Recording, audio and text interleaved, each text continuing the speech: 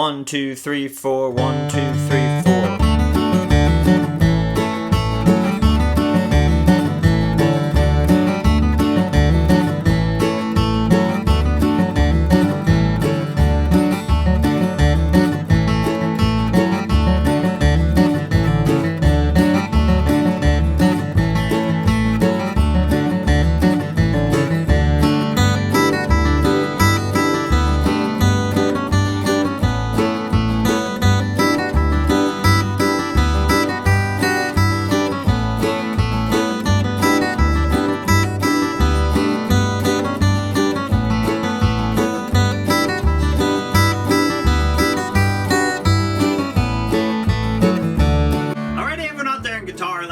Hedding here, coming to you today with a lesson for one of my absolute favorite old fiddle tunes, Chinquapin Hunting in the key of D.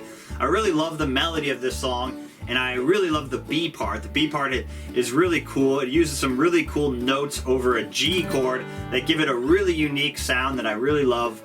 I've got a basic A part variation, and then a basic B part and a B part variation. So I'm going to break down all the solos note for note, show you some tips that I would use, show you how to create little variations. I'll break all that down, and then we'll also go over some backup for this song. So how to play some easy chords with like easy strumming, and then some easy little bass walks you can do to spice up kind of your rhythm playing on a fiddle tune like this. And if you're watching the preview of this lesson, you can head over to my website, MikeHeddingMusic.com, and grab the full lesson. You'll get access to watch all the videos, and you can download the tabs and the practice tracks. Alright, here's Chinquapin Hunting in the key of D. Alright, let's start breaking down this beginner lesson to the old classic fiddle tune, Chinquapin Hunting in the key of D. Let me play the first 5 measures, and then we'll start breaking it down. Here we go.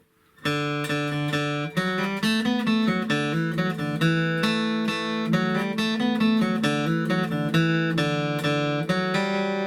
that a couple times.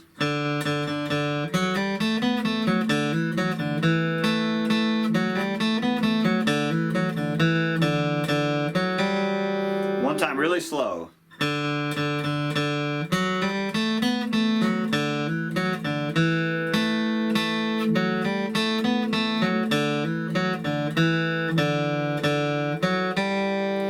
So we're going to start in the key of D, and let's look at some of the notes in that basic D major scale, just so we can kind of figure out where we're getting our notes from.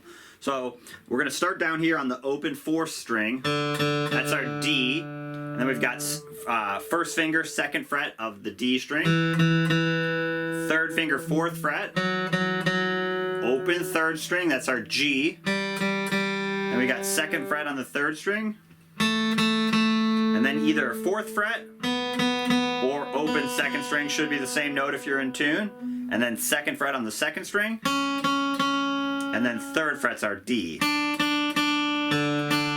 you got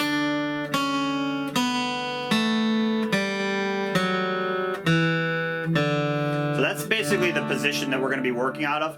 On a lot of the 2s, the 2nd frets, I'm going to use my 1st finger. All the 4s, I'm going to use my 3rd finger. So I'm going to kind of keep my hand spread out kind of in this D shape, if you've used this one before. I'm basically using the 2 fingers of my D chord. Normally I would do my D like this, but I'm going to take off my 3rd finger and substitute my 2nd finger. And that frees my 3rd finger to be up down on this 4th fret. Very common D major position, okay? So that's kind of what we're going to be working out of, the shape that we're going to be working out of there, okay? So let's jump back into the solo. Measure 1 is just going to be a pickup. So we're going to hit the open 4th string. We're going to do down, down, up, down. This is a classic kind of shuffle picking. This is really inspired by fiddle playing. If you've seen someone play with their bow, they go down, down, up, down. It's a shuffle rhythm that we're doing there. And basically what that's going to do is just going to set the tempo. And I would only do this part if I was starting the song from the actual beginning. You know, if I was playing rhythm right before this, I wouldn't play this pickup. I'll show you a modified version, okay? But if you are starting the song from square one, it's a very nice way to set the tempo, get everyone in the jam session on the same page. So that's all we're doing there. I'm just doing down, down, up, down with my pick. 1, 2, and 3. And then I'm going to put my 3rd finger on the 4th fret of the 4th string and do down, up, 4th fret, open 3rd string. And that would be the pickup I would play if I was playing rhythm. So I would skip that little open, and I would just play that, okay? So that's just a modified version. If you're coming in from rhythm, don't play those first couple open notes, okay? And then we're gonna get into measure 2 is the opening melody part, and we're gonna go up to the second fret of the 3rd string.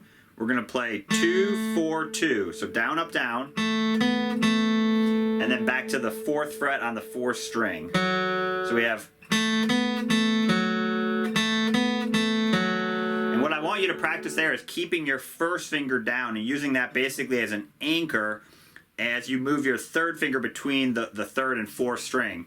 So what I don't want you to do is this. Don't do this. See how I'm lifting my first finger up every time? Look at how much more work that is. Instead of... If I keep my first finger down, it's also kind of like an insurance policy that ensures that I have that note down. So what I'm going to do is I'm going to walk up and then put that finger down.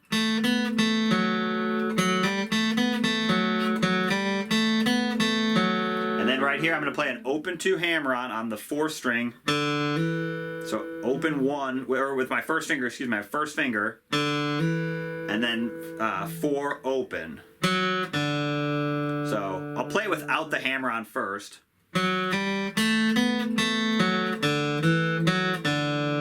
So we're kind of just bouncing around those scale notes.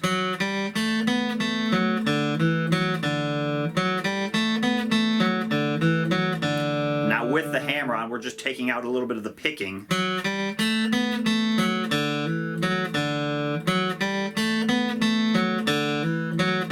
Don't hammer on too quick, get a solid first note. And the hammer-ons are kind of optional. You could really add them wherever. You could do it right here.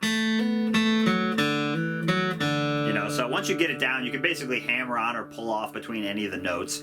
Hammer-ons and pull-offs are kind of extra credit, so it's nice to be able to do it without the hammer-ons or with hammer-ons. But if you change a hammer-on or take one out, it's not the end of the world, so don't worry about that. To that open D string, then we're going to mash our first finger down on like an A chord, so on the 2nd frets, and I'm going to play the 4th string and then the 3rd string. And I'm going to do quarter notes, so 1, 2, 3. And you just have to make sure you're not down like this too much so that you can get both those strings. So I go.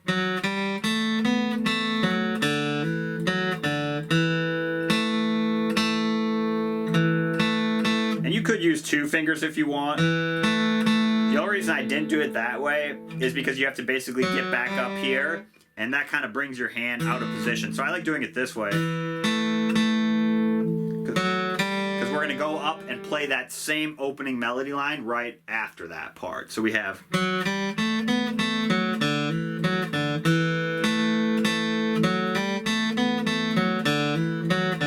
then a little response, 2nd fret on the 4th string, and then open, open. So it's kind of like a call and response. So our first call is phrase 1.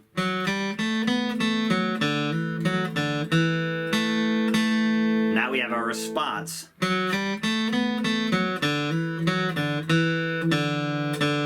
very common, and even if you just learn this little part, you'd have like 50% of the A part already down. So that's what I would focus on there. So that's the first 5 measures. That's like half the A part. So we have.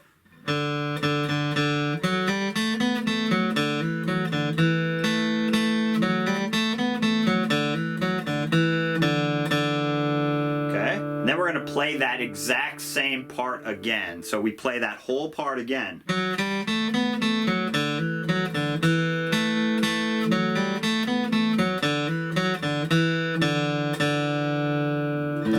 Okay, so that's into measure 9, and that's half of the A part.